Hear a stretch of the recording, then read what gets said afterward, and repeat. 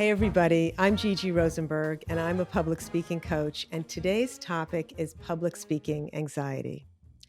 About a month ago, I was asked by somebody I really admire to come to a gathering and read a poem. Pretty simple. I didn't even write the poem, just get up there in front of about 100 people and read a poem. Well, about a minute before I was about ready to walk on that stage, my heart was just beating so loud in my chest. I had this thought of, you know what? Maybe rather than going up on the stage right now, you might want to go check into the ER.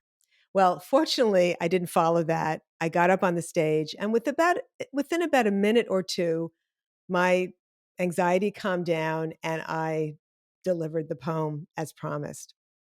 But I realized that one of the things that caught me that day was I really admired the person who asked me. I wanted to show up well for those 100 people sitting in the audience.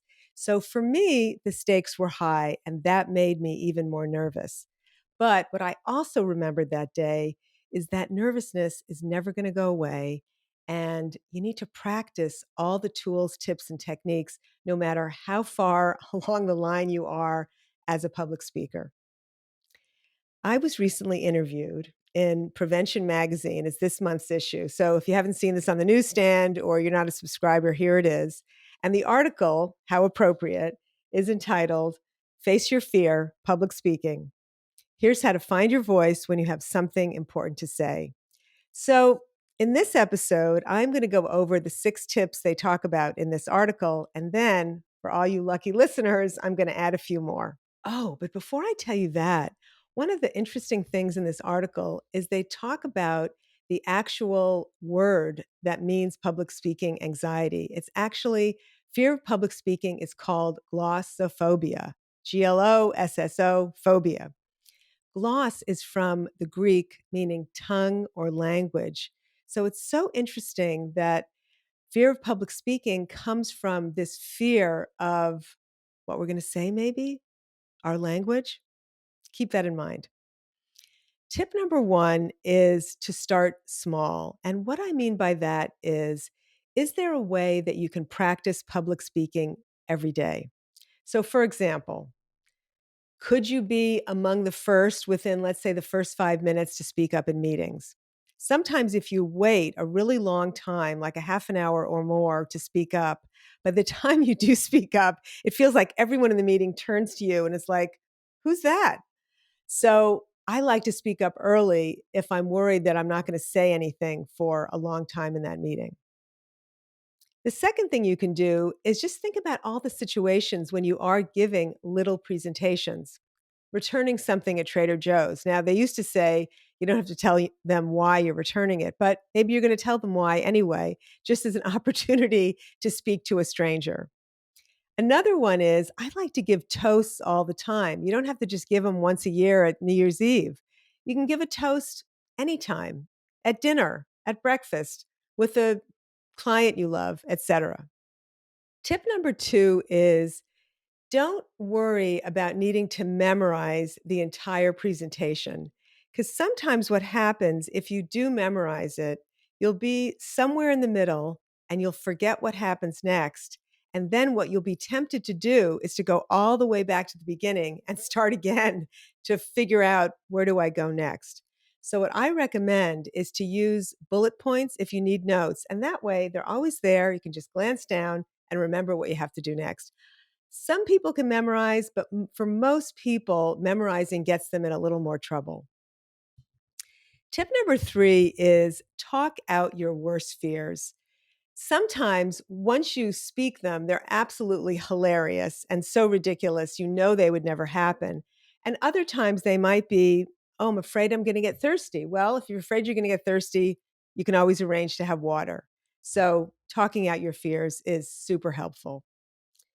Tip number 4 is to expect your nerves. Your heart's going to be beating. You might get a little sweaty. Some people will translate this in their minds and think, oh, this is how it feels to be excited. Same feelings. I'm just interpreting one as a problem, nerves, and the other as, ooh, a good thing. I'm excited. So rather than thinking of nerves as the problem, just accept them. They're going to happen. Fifth one is to remember to breathe. Super, super important. So what I like to do right before I go on stage is to take my hand, put it on my stomach, and just do a nice deep breath, deep enough so that I'm pushing my hand out. Then I exhale, and it just calms me down and gets me ready, launches me into my presentation. The sixth one is when you're up there, I like to find the friendly faces. I don't want to talk to the people who just happen to look grumpy when they're listening. So I find the people that are smiling at me, nodding their heads, and I give my presentation to them. So that's everything that was included in this article, but let me give you a few others. One tip that so many of my clients really like is to be the host. So what I mean by that is you can show up at every gathering and you might not say, "Hey, I'm the host," but if you act like the host, one thing it will do is it will take all the focus that you might have on yourself, feeling very self conscious, and turn it around to the people in the room. So it'll help you notice who's there. It'll make you think, "Oh, what does this audience need?" So suddenly, rather than focusing on a goof you've made or the fact that you don't like your hair that day, you'll be focusing instead on how can I get these people what they need? The next one is kind of a funny one is when I was in New York recently, I was getting ready to do a really big presentation and I passed by a rock shop. So I got this little velvet bag and one of the rocks I got was this beautiful piece of lapis. And in the shop, I read about lapis and how it helps you clear your voice. It helps you speak your truth. And I thought, oh my God, I don't care if this works or not. But if I believe that this works and is going to help me speak in this presentation, I'm going to take this rock and put it in my pocket. It's one of those things where if you believe you have confidence in your pocket, if you believe you have something in your pocket that's going to help you speak clearly, maybe that's how it works. So, kind of a funny tip. I also now expect I might have a sleepless night before a really high stakes presentation.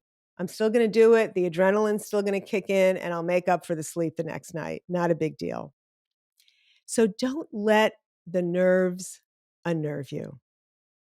Well, that's what I've got for you today. It's been a pleasure filling you in on this article in Prevention Magazine. I hope these tips are helpful. As always, reach out if you have any questions. I'll talk to you soon. Bye for now.